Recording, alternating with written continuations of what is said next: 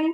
It's September 13th already. Week one is done. I have a very special guest with me, my partner in crime as far as Circa Survivor goes, former coworker, Jason Gold. What's up?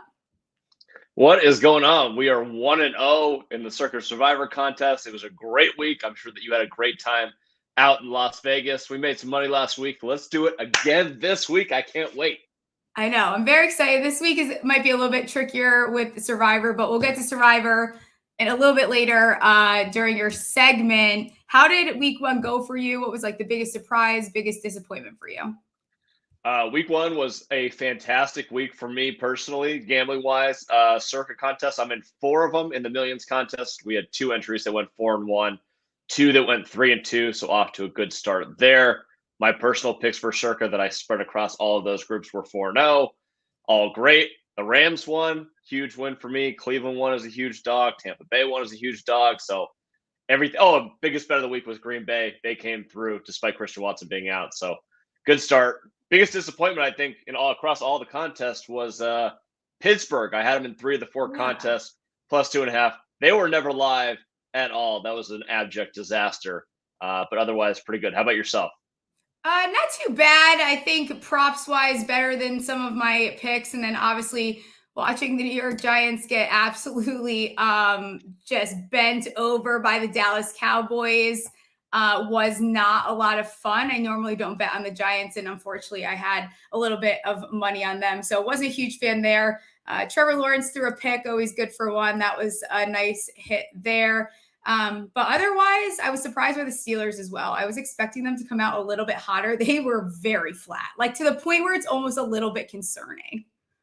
You know what the weird part about that game was? Usually in those contests, I would prefer to rather lose like that. It's like, okay, one drive into the game, that thing was so smoked and over. I'd rather lose that way than, watch for 3 hours and then lose miserably at the end. So I guess I'm okay with it. But yeah, given the fact that they were at home, San Francisco usually starts a little slow, a little flat. I thought it would be a great stop for those Steelers, and they weren't there. What happened to the team that we saw in preseason? Maybe we shouldn't be taking too much of what we saw in the preseason into the regular season. I'll say Big Cock Brock looked pretty good. He looked pretty sharp. I was impressed. He looked great. Absolutely. And the Steelers did nothing defensively to slow them down. He made all the right reads. Brandon Ayuk stepped up. He was a monster in that game. Good for anyone that picked him up in fantasy this year. He looks like he's going to have a solid season. And McCaffrey's McCaffrey. As long as, I think what I learned from that game more than anything else, if San Francisco is healthy, just don't even bother with it. They're so good. But if one of those guys go down, all the parts just don't kind of mesh together the same way. Yeah, absolutely. All right. Before we do our best bets, let's talk about Survivor, because I think that this week is trickier than people are leading it out to be. If you try to sit here and convince me to take the Giants, I swear to God, we're not doing it. There's no shot in hell. I think the Arizona plus 5.5 is actually a beautiful play this week. I wouldn't be surprised if the Cardinals kick their ass, especially if Andrew Thomas doesn't play. But what teams are you looking at? I can tell you the games that I have my eyes on, or you could just go out if there's a team that you already are like, we're picking them this week. Okay, so this is like a Survivor apocalypse week. There's not a whole lot of good options. And at this point of the season, last week we played it strategically. We took the Washington Commanders. Although they were the highest picked team, it was the spot in the season that we were supposed to use them. I think that we did the right thing. I'm glad that we stayed away from the Vikings. Baltimore would have been easy, but you want to save them as long as possible. Yeah. This week, I kind of don't want to fuck around with it. I feel like the fuck around with it spot is that Giants game. Mm-hmm. But what I don't want to do is bet against or take teams that are on the road if I don't have to. I would like to avoid that at all possible. I have 3 general rules for Survivor. You look for the team with the biggest spread. You don't take divisional games if you can avoid it. And you take a home team. So if we're following those 3 rules, basically there's 2 on the board that we have to pick. Unfortunately, they're both really good teams. But given the week, I think they're the right picks. The Buffalo Bills or the Dallas Cowboys. Those seem like the 2 spots to me. Biggest spreads on the board, non-divisional games. They're at home. All lines up. My preference is to take the Bills. I think they're going to absolutely smash the Raiders. It's a perfect gambling spot, too. If you can see an 8.5 out there, I love that bet personally. I think the Bills will win, I don't know, 31-14, something like that. Nice and easy. I prefer to save the Bills for later in the year, but this is what we've been given. So that's kind of where I'm leaning. What do you think? Yeah, I'm actually with you. I think that the Bills, like that's the direction I wanted to go.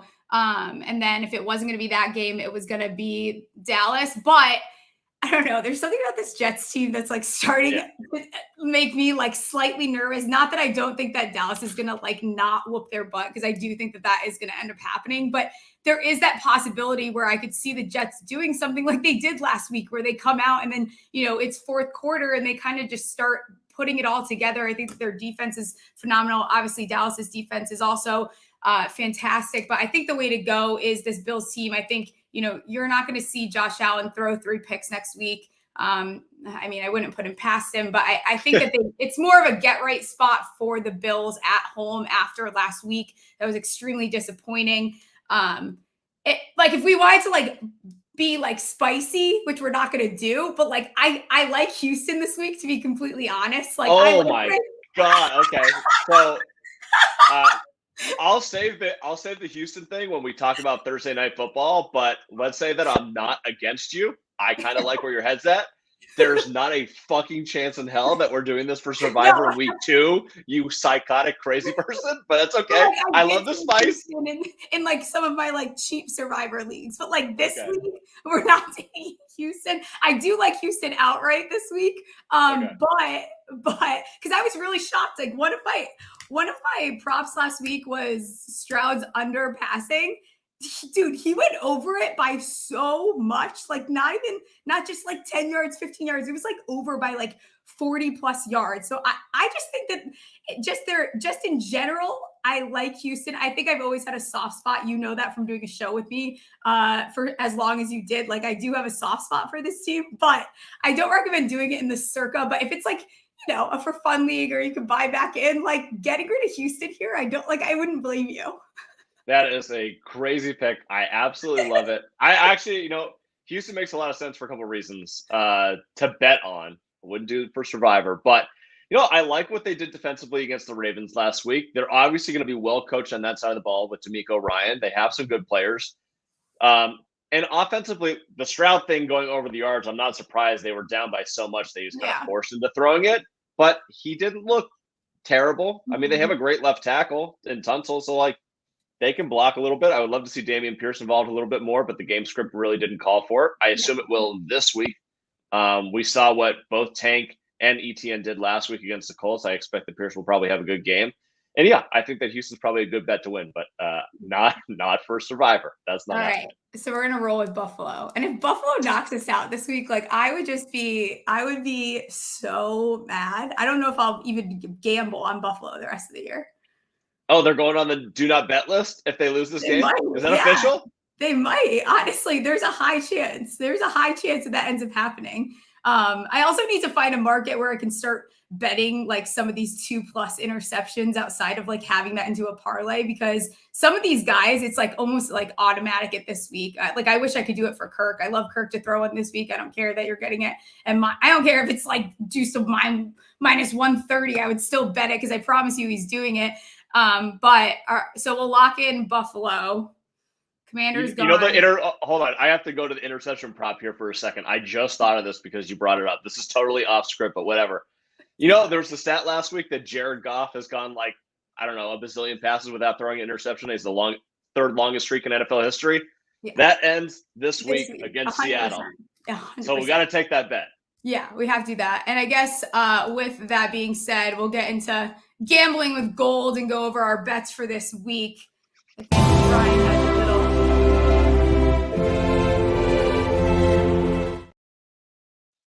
What a segment. I love that intro. Yeah, new segment.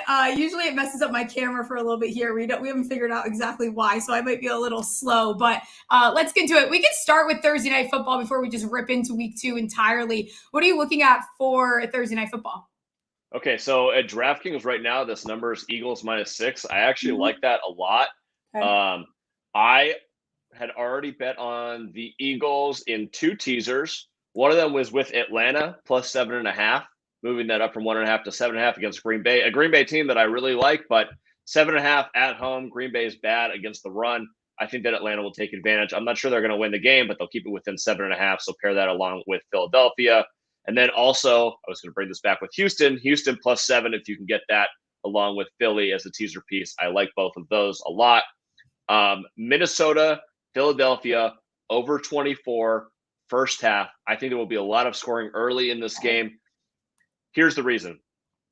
Minnesota tried to bring the blitz a lot last week, but wasn't able to get through the Tampa Bay defensive line, which is way worse than the Eagles. The Eagles are going to be able to throw the ball all over the place. I think they'll do it early and often. I'm not concerned at all about the Kenneth Gainwell news that he's probably not going to play. I actually have another bet for that coming up in a second. And then if we look at the other side of the ball, Mac Jones threw for 300-plus yards against the Eagles last weekend. Meanwhile, the Minnesota Vikings love to pass the ball. They love it to do it on early downs. And they did it successfully last week against the Tampa Bay Buccaneers. I think that Kirk threw for 300 also. Addison had a big game. Justin Jefferson had another big game. I think they'll come out scoring early and often. So the over 24 in the first half. And then I have 3 props on the board for this game already. First one up, Kenneth Gainwell is out. Most people would believe that means that it's DeAndre Swift season. Color me not impressed by the amount of yardage and usage that DeAndre Swift had last week. How about Rashad Penny +240 anytime touchdown? DeAndre Swift has never been known as a goal line back. Penny's going to get the action down inside the 5-yard line. I obviously think there's going to be a lot of points. I think that Penny's going to put one on the board. And then tight end Thursdays, TJ Hawkinson, I believe over 4.5. It's probably over 5.5 now. I still like it. I think he had 8 receptions last week. I think he'll be heavily involved. And Dallas Goedert over 45.5 receiving yards. I like both of those. Goddard should be heavily used in this game against the Minnesota Vikings. So those are all the bets that I have right now for Thursday Night Football. Yeah, I'm with you on a few of those. I have the Eagles -6. I have that Hawk over 4.5. That number sucks now. I'd wait unless you play it up to like, I think PointsBets has it over 5.5 for plus money. I actually like Boston Scott to maybe get it anytime touchdown. Well, I do have Penny as well because that was an early bet and there was good money on it. I like Boston Scott to get an anytime touchdown. I have a few parlays for this game specifically already. I didn't do a lot last week, so I decided to get in on it. I've got Kirk Cousins to throw 1 interception, Devontae Smith over 59.5 receiving yards, and 7+ receptions for A.J. Brown. The Vikings secondary stinks. They're going to, these guys are going to be more involved. I see them passing the ball far more than they did last week. You can get that parlay at +700. I like TJ Hawkinson, anytime touchdown as well. There's a few, what else did I have here? And if you want to get really crazy, which you can do, Jordan Addison and Boston Scott, anytime touchdowns for each of them at 14-1. You could do Kirk. I like Kirk to throw an interception by itself. He threw 3 the last time these two teams met. I think they're going to be passing the ball a lot. Eventually the Eagles get up on them. And once they're down, you just see them passing the ball. I think last year they passed the ball in like 75% of plays. And Madison's under rushing as well, but I don't know that it's worth it taking anymore because it's a little juiced there. Did you have anything else for this game? I think that's it for this game. I'd be interested to see because of the Kenneth Gainwell news, most books have taken down all of the rushing props.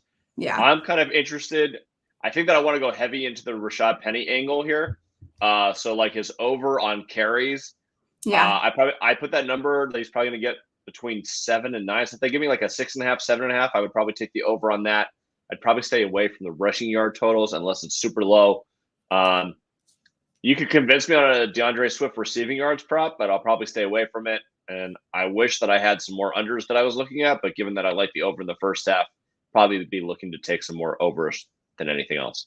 Yeah, if you can find a good number on like in Madison, like all under rushing yards, I think that we saw that it's probably going to be a little bit more of him actually not being as involved in this offense as some people were hoping. What about the rest of these games here? What are you looking at?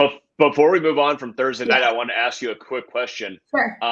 So today that news came out about Baker Mayfield being able to pick up all the signs on the Vikings side of the ball. I just wanted to get your take on that because I thought it was hilarious and also like right up your angle to have some sort of hot take about the Vikings related to that. Yeah, it's so funny because I tweeted during that game. I was like, "Oh," and Donatello was like actually an idiot because the Vikings D. First of all, it was more towards the second half, and some of the Vikings fans that I hang out with said that like during the game, the guys were like all going like there's multiple defenders making the same exact like audible signal, and he picked up on it, and I think even like that aside, the defense still looked better than last year. I actually had two people like trolling me in my mentions this morning about Baker being able to pick up on it. I don't think that means that this defense is like, I don't think it's a good representation of what this defense is going to be. Like, I think they still were better even with Baker picking up on it. And if Baker's watching it the entire game, at some point, he's still a quarterback in the league. He's going to fucking pick up on it. And do you think do you think that 2 days in between the news coming out and between Thursday Night Football is enough time for the Vikings to try and change up whatever the hell they're doing, or are they just screwed? I hope so. I mean, I think they stay in this game more than they have in the past. I know the primetime Kirk thing, but I think they find a way to at least score more than one touchdown, which doesn't sound like a big deal, but they weren't able to do that last year. So was it what, 24-7 last year, something like that? Yeah, 24-7. Kirk threw literally 3 picks. Yeah, this Vikings team, they're lucky that their offense is so hot. But, that offensive line right now with all the injuries, Ed Ingram is atrocious. Not that I'm really allowed to talk a lot of shit on another team's offensive line. Well, we have one of easily bottom 3 right now from what I saw on Sunday. I don't know. This Vikings team, they're almost in a situation like the Giants where it's kind of like a must-win scenario to like be able to get hot because then you go on the stretch and it gets ugly. Yeah, I mean, the Giants are probably actually in a must-win, given that it's Arizona. I want to bet them 0-17. I'm not kidding. If they don't win this game, I'm going to bet it. On Arizona or the Giants? The Giants, if they don't win. I swear to God, I'm going to bet it. Like I am so down right now on the Giants. It's not even funny.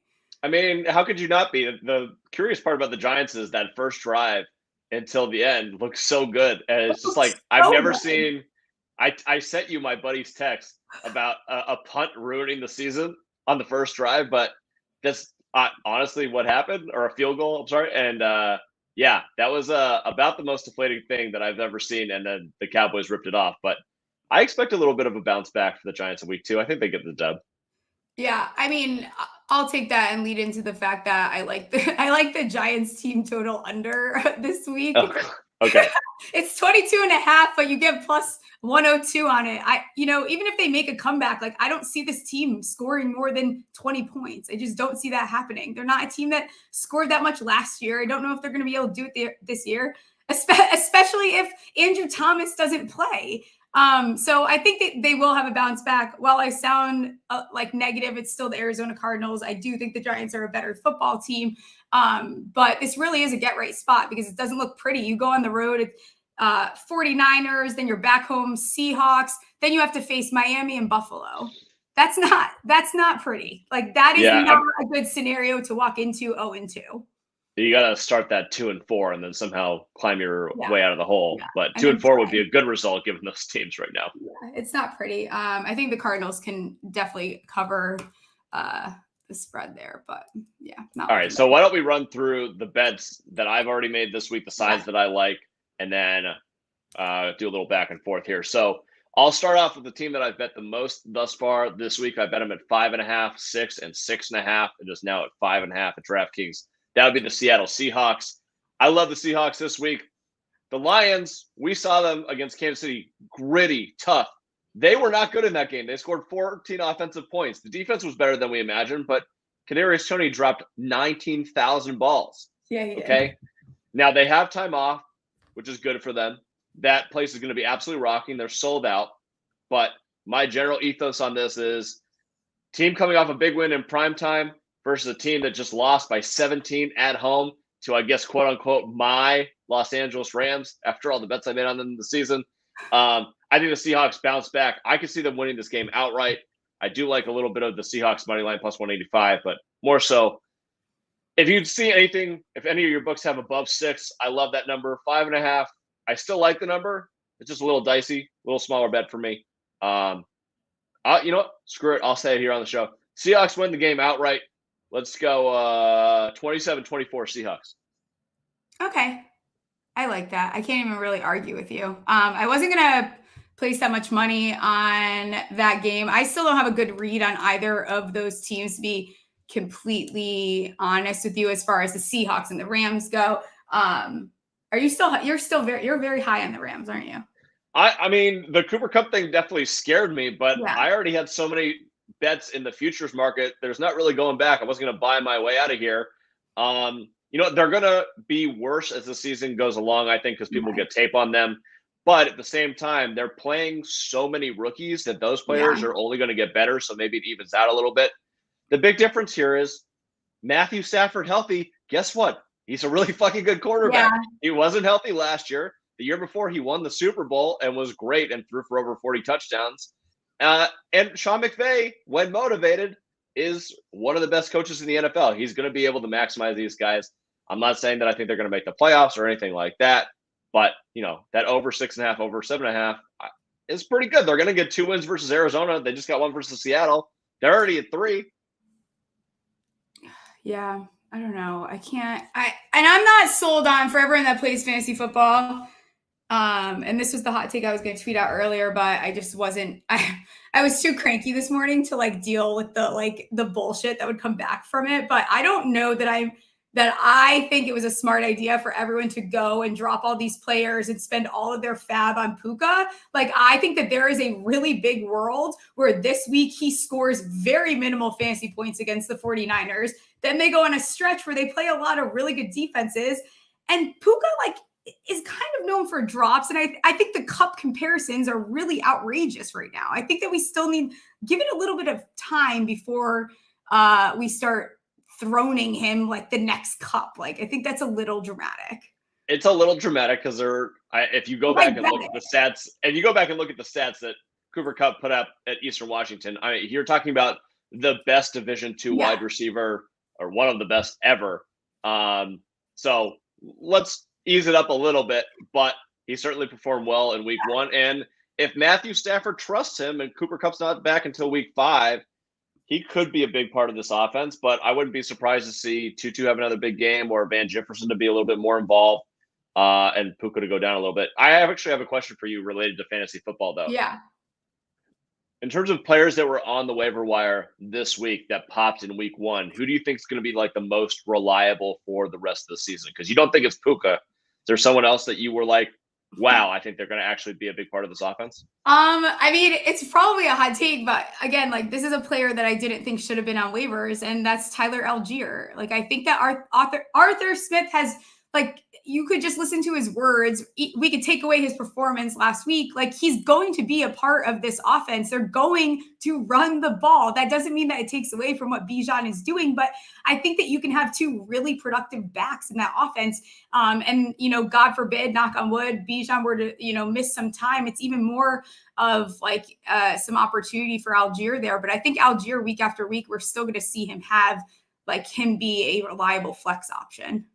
I totally agree with you. And Algier was fantastic at the end of last season. Look at us talking about all the BYU guys back to back. But Algier was great at the end of last season, which kind of made it a little bit surprising that Atlanta was the team that targeted Bijan so heavily in the draft. But I'm not surprised to see him performing well. And, they're going to depend on that defense and that running game. They're going to run the ball 30 to 40 times a game. Yeah. Bijan's not getting all that work. It's going to be Algier too. So, I wouldn't be surprised to see him on the season, 10, 12, 15 carries a game. I totally see that. I'm not ready to jump ship on Drake London either, but I think you're going to see Algier probably get a lot of work. I think we have to see Drake London's going to get involved at some point, and I love people calling for Arthur Smith's head. He doesn't give a fuck about your fantasy football team, to be completely honest. They won 24-10. It wasn't they're there to win the game, and they're doing what works for their offense, and it's obviously is working. So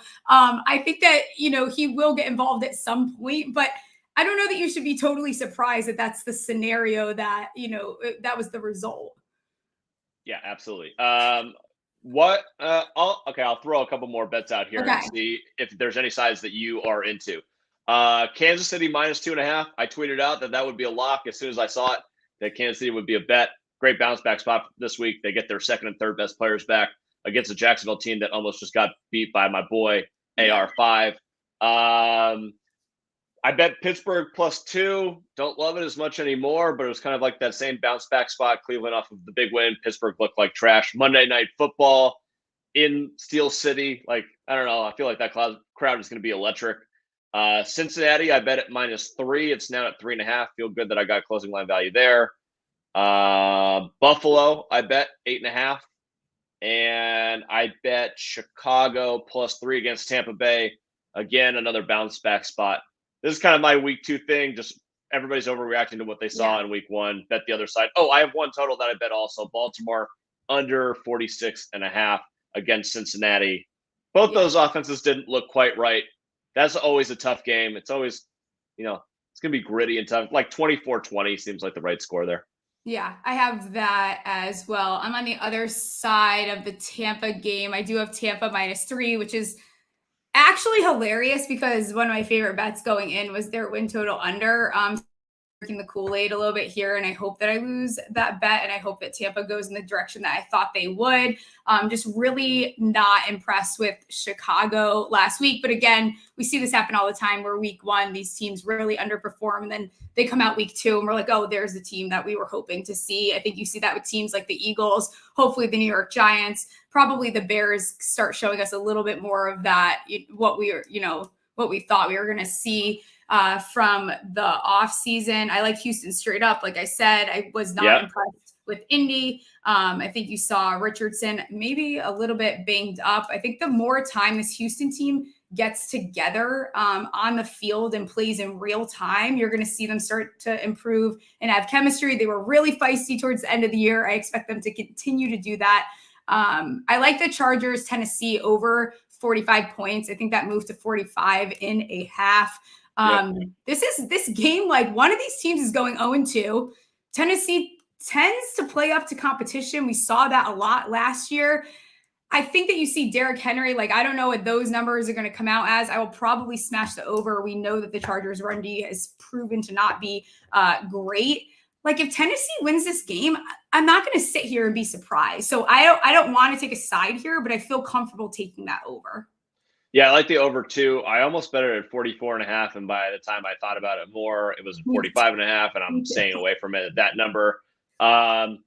This game's tough for me to handicap. It's -3, -115. So if Tennessee jumps to +3.5, I would definitely bet Tennessee at that. At 3, I'm not so sure. It's a really bad matchup schematically for Tennessee going up against the Chargers. You saw what Chris Olave was able to do last week. Michael Thomas had success. Right. Shaheed's had success, despite the fact that they only scored 16 points. They threw the ball all over the yard, and I think that the Chargers will be able to do that as well. Be interesting to monitor what happens with that Austin Eckler injury if he's unable to go. I know Josh Kelly had a great week last week, but we've seen Josh Kelly in the past.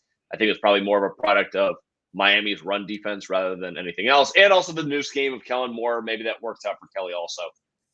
So my long way of saying I'm staying away from that game for right now, but believe me, I am very interested in watching it. Yeah, I think it'll be a good game. Where are you at with the Washington-Denver game? Weird one, right? Because Washington, they played okay in the second half, I guess. They got the job done for us in Survivor, but not that impressive at home against the Arizona Cardinals. And Denver, Russell did what he did in Denver. He shits the bed. I did love the big balls on Sean Payton to go for the onside, even though it didn't work. Making it all about himself. Little callback to the Super Bowl, just so Sean Payton. I fucking loved it. I can't believe that they let that game slip. It looked like they were in total control and let Vegas back into it. Denver's a really, really difficult place to play, especially when you're a new opponent coming in there. Like Las Vegas goes there every year. I think they kind of understand what they're in for, especially Josh McDaniel, who coached in Denver. Maybe he had some tips and tricks. I kind of like, the more that I think about it, I actually like Denver a lot, but it's -3.5, -105 right now. If that number comes to 3 on Denver, definitely a bet. That hook is always a little scary. Yeah, it's interesting because I think that if this game was being played in Washington, I probably would feel a little bit differently. But I think this was kind of a foreshadowing for the rest of the season where I think Denver is going to fall short a lot this year. Like, I think that that's going to be a very common theme that we see. And maybe they're a team that ends up covering a lot. But I think that Denver is still, and I'm going to stand strong. And I, planted my flag earlier before the season started, but I think that Denver is going to fall short to everyone's expectations again. I'm totally with you. I didn't have them making the playoffs. I think I had them at like 8-9 or 7-10. Yeah. I just don't see it. Everybody supposedly loved their offensive weapons. Which one of those guys has jumped off the page? Russell, let's throw out his past. He's not the same quarterback anymore. That offensive line isn't great. Javonte had moments his rookie year where he looked really good, but we haven't seen it in a year and a half. Everybody loves Jerry Jeudy. I don't really see it. Yeah. So I don't know. Maybe Sean Payton will get the best out of these guys, but I don't really see it. Defensively, look, they're going to be, a top 10 unit all season long. So I think that against a Washington team that didn't really prove anything to me offensively last week, we're pretty sloppy with the ball. Jahan Dotson, Terry McLaurin didn't quite look right. Sam Howell didn't look that good. I could see Denver winning this game and covering on the defense alone. Yeah, I'm with you there. An interesting total was that the Jets Cowboys, I had open 45.5. Now it's at like 38, 39.5, something like that. Yeah. And I'm like, that 39 sitting there and I kind of want to take it, but at the same time, is this end up being with like more of a level out game? I think we're going to figure out how good Dallas is this week. Like, I think that's good. This is going to be the game where it's like, oh shit. Like maybe the Giants were horrible and the Dallas is just like really fucking good. Maybe that's what you're hoping. I'm hoping. Yes, I am.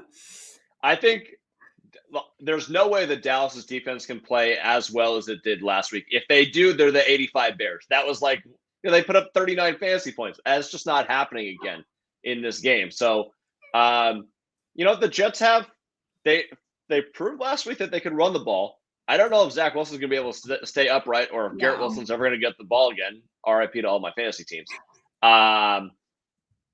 39, that's a stay away from me. But I guess the lean is definitely the under. It's just so low now. I'm gonna do it. I don't care. Whatever I'm taking, I'm gonna take that over 39. All right, Jason, tell everyone where they can find you. And Jason will be on every Monday, so we can talk about what went right, hopefully, with our picks and our survivor pick. Well, I'm coming back every week just to see that intro for Gambling with Gold. That was hot.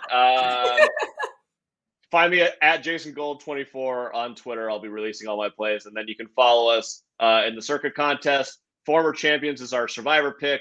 All four of mine are called R and M. If you search for that in the Circuit Contest for all of my entries and all my weekly picks.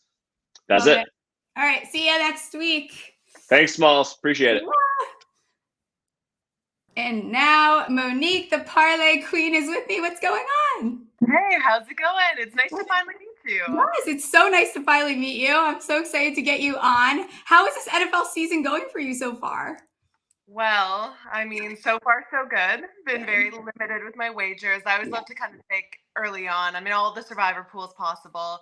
No fantasy this year, which is unique. So I'm kind of focusing in on that. Yeah. I know. I just couldn't. Last year was such a disaster. Like all my players got injured so early on, and I'm like, okay, you know what? Let's just focus on survivor pools here. I have a little more control of that. So I like that. It becomes a full-time job, and now I am quickly regretting still having as many as I do. And then you have the couple teams where, they end up, everyone gets injured and they're dead by week 2. So not as fun. Do you have a favorite NFL team? So I don't. I don't have a favorite team across any sport. I try to stay as unbiased as possible. Okay. I just know myself that I just get way too emotionally invested. I am way too sensitive of a person that I just develop these attachments. So I've managed to be able to stay super objective with everything. And it kind of helps living in Toronto too, from most sporting perspective, because I'm not a big hockey person, but for us here, and then usually people gravitate towards the Bills because we're only okay? I was wondering. So is it the Bills that in Canada people mainly gravitate towards?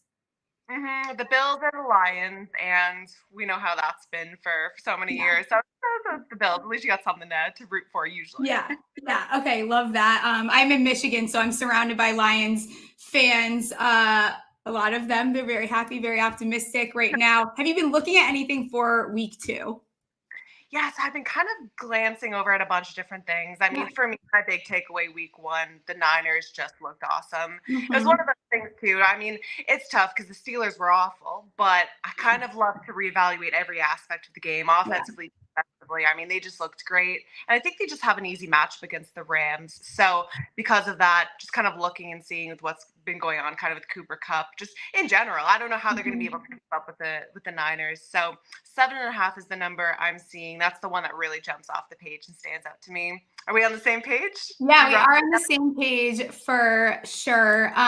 Do you normally, will you take these like straight up? Do you prefer to parlay them? Like what is your, like, what's your favorite way to bet on the NFL, I guess, before we talk about it more? Probably player props. That's always been my thing. Yeah. Across any sport, really. NBA is like my favorite for player props. Yeah. For NFL, especially early on too, it's like I find you get some really inflated numbers, especially for the players. Kind of looking at what happened last season. Sometimes I guess you take preseason into account, but I just crossed that out entirely. So I love my player props. There's one that kind of stands out to me, but yeah, outside of that, it's kind of early on. I like to kind of keep things pretty simple, kind of get a better grasp for how things are going on, and then take advantage of those in-game bets. That's definitely your best friend, really. Yeah, 100%. I think it takes a while for Vegas to catch up in certain areas, especially in some of the player props. Some of those numbers are a little bit egregious. Is there any player props that you're looking at for Thursday night football, or any bets for Thursday night football? Yeah, see, that's tough. Okay, let me see what I can pull up. So, I mean, it's a game that I probably am going to avoid in general. There's I think quite a few ways that you can kind of get from what we saw out of the Eagles. I guess the biggest thing to take away for me was just how bad their offensive line looked. No pass protection. There's so much pressure that was able to get to go against the Eagles, which kind of was strange to me because they've usually been known as having a good, strong front. So that's one thing to consider. The Vikings, I know, have not been a team that's been able to generate a ton of pressure. I know they started to a little bit more last season towards the end of it, but I know that's been a big kind of defensive game plan. So I would be a little bit inclined to maybe take the Vikings at, I think, 6.5, 7, I think is a fair enough number. It might be one of those where you want to wait and see if it does go up a little bit. Do you love anything in the Thursday nighter? Yeah, I think there's a few things I like. Well, I want to get excited for the Vikings. I think that them having some of those injuries on the O-line and, seeing what Ed Ingram just being a complete hot mess out there last week, I'm a little bit concerned.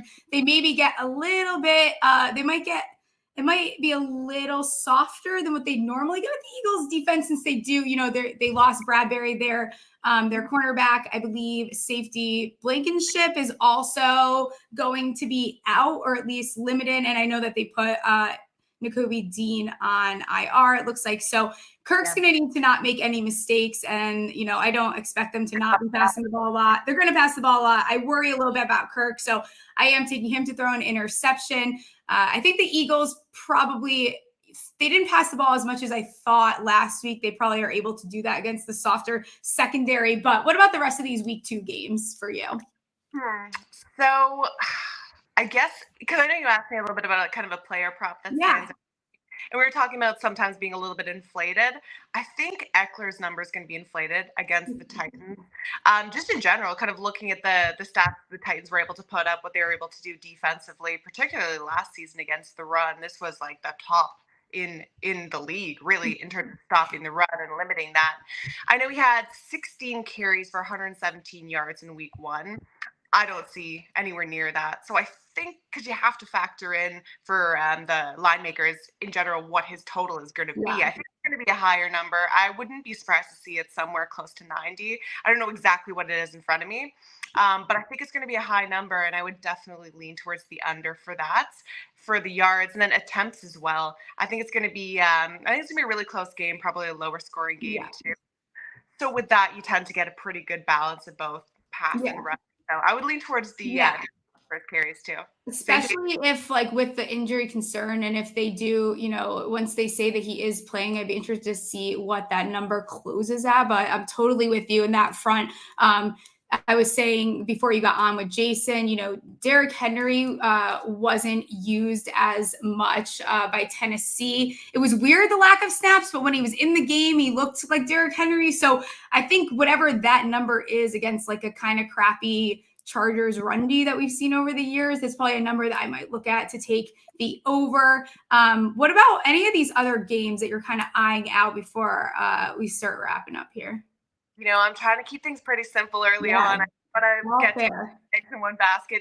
It's so tough because you're really only, especially week 1 too. We always expect these big upsets in week 1, and I didn't learn a lot. That's the thing, is I wanted to go into week 1 and be able to kind of evaluate, see who the contenders are, the pretenders are.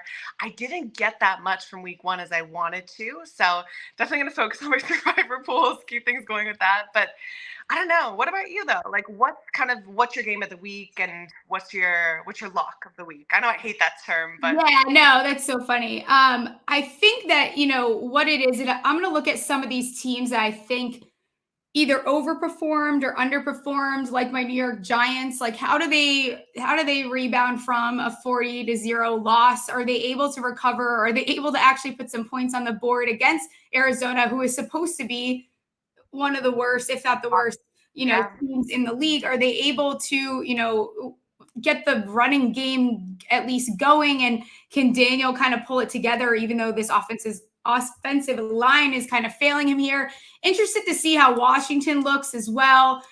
You look at teams like, even Houston, I was saying it before, I think Houston looked better. They didn't make a lot of mistakes against the Ravens, who are a very good team. So how do they look against a team that's more on their playing field, like an Indianapolis Colts, which people may not agree with that. I unfortunately think that they are more of a playing turn. And then, you look at the Rams too, who came out looking really good. When Matt Stafford's on the field, we kind of expect that. And then, going against this 49ers team who really dominated. And then you get a really good matchup in the New York Jets and the Dallas Cowboys, who we saw what the Dallas Cowboys did, totally brutalizing the New York Giants. And then the Jets were able to sneak out a win there. Their defense looked awesome. But can Zach Wilson continue to play at that level? Because the defense isn't going to always be able to carry the game. So how do they bounce back from that? And can they stay in that game a little bit?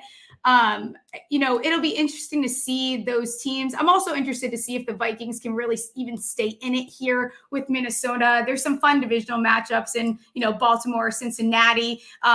My survivor partner and I, we chose to ride with Buffalo this week. We had the Commanders last week. I think Buffalo is one of the safer choices as far as, making a survivor pick there. Do you have a pick this week for survivor or a stay away? Yeah, so it's interesting. You bring up a lot of good points. I think the safest one is if you're looking at it going with the Niners. I really do think they have such an easy matchup in the Rams. Mm-hmm. Just to win outright points, I can understand if someone's kind of inclined if the number ends putting up a lot. I think that's kind of the surefire one. I do agree with you with the Bills. I think they're in a good matchup. Kind of looking back, there's a lot that are tough to kind of predict too. Like I would never touch the Packers-Falcons game in general. I agree. What do you do with that? That game I see as pretty much a pick 'em at this point. So there's a lot that I'm kind of trying to stay from and avoid. But I like your approach to just the overreactions and the teams that really kind of put themselves out of the equation early. Like with the Giants, we weren't able to actually gather anything from week 1. All the miscues early. Same with the Vikings. So yeah. And with the Giants game, it happened fast. It was really early on because their first drive actually looked awesome. You actually look at the stats and, that defense played pretty hard. Like, I think there was things to still like. I think a majority of those mistakes were on, on the offensive side, on the special team side. So it'll be interesting to see how they rebound. Before I get you out of here, what's like your ideal, way to watch football on a Sunday? Like, are you at home alone? Are you with friends? Are you drinking wine? Are you a beer person? What's your ideal Sunday look like? Okay, so that's tough. So because I'm such an in-game betting kind of girl, you're leave me alone. I know it's got to be alone or someone doing the same thing. Otherwise, it's like when you're paying attention to every single play, or the score is 30-0 and you're still invested in the game, and everyone you're with is okay, the game's been over since halftime. I'm a wine kind of girl. I've always been. I know it's not, when I'm out with friends and we're watching the game, sure, I'll do a beer. Fine with that, gin and tonic, something like that. But if I'm home alone, I like to have my wine up. I like to have all my screens going, my phone going, my couple of TVs, everything. I like to have all the games on, all the action. And yeah, I'm a kind of a keep to myself type of person. It's fun to go out for like the late night games, like the Sunday night football. But yeah, I want to be invested. Are you the same way? Yeah, I'm the same way, especially when the Giants are on. I don't mind when there's a bunch of games on. That's why I always say like my favorite time for the Giants to play is usually those 4:00 games, so I can still watch the 1:00 games and then the Sunday night game, with people. But otherwise, I do prefer to watch them alone. Before I let you go, we have a friend with us. I can't do anything without her. She's like, I've been thinking about all these people that have had animals during COVID, like the Velcro pets is what they call them. My cat's just obsessed with human contact. She doesn't believe she's a cat. I can't do anything without her. I lock her out. So I can't believe it took I love it. I love it so much. Why don't you tell everyone where they can find you and what you're up to lately before I let you get out of here? So keeping really busy with racing. That's what I do full time. I work at Fine. We have a massive weekend ahead too. A lot of really fun for anyone that's into horse racing. A lot of really good contests and kind of opportunities to get into it ahead of the Breeders' Cup, which is obviously the mecca of horse racing. So we're going to be busy this weekend with that. Busy with everything. Really just getting back into the swing of having sports back. Myself with as much information as possible. But the best way to keep in touch or find me would be on Twitter at Parlay Queen. Okay, awesome. Oh my gosh, I appreciate you coming on. I'll have to get you on, especially for some NBA stuff when that season rolls around. I wish you the best of luck with all your bets this weekend, and we'll talk soon. Oh, I love it. Thank you so much for having me. This was so much fun. Of course. And now, Ryan, what's up? Oh, I'm doing well. I'm doing well. We were gonna keep it a little shorter today, so we don't have any fan questions, but just get on here and get out of here, I guess. That was a great show. Yeah. Should you show everyone your tattoo, or are we gonna not do that? Oh yeah, it looks like crap right now, but I got a total like spur of the moment off the wall. Yeah. It's just because of the film they put over it, it kind of looks like it's bleeding, but it's not. It's beautiful. So you'll appreciate this story. I was on a first date last night, and she got the idea that we needed to go get tattoos, and she got on her foot daddy issues. No. Tattooed on her foot. Yeah. And you just were like, that's fine. And then I'm like, okay, I'm gonna do a mom tattoo. Oh my God. And that's where so it was a very weird first date. She's Jewish and wants to be buried in a Jewish cemetery, so she's gonna have her feet cut off if she dies, and she's only tattooing her feet. Oh my God. The stories. So, all right, I'm wrapping the episode up on that note. I don't think that you could beat that. I don't think you could beat that right there. Now Ryan's frozen. Ryan, you're frozen now. Oh, I'm not frozen. Now I see you. Now I see you. All right, we'll get out of here. All right. Watch him make it, break it, break it, break it.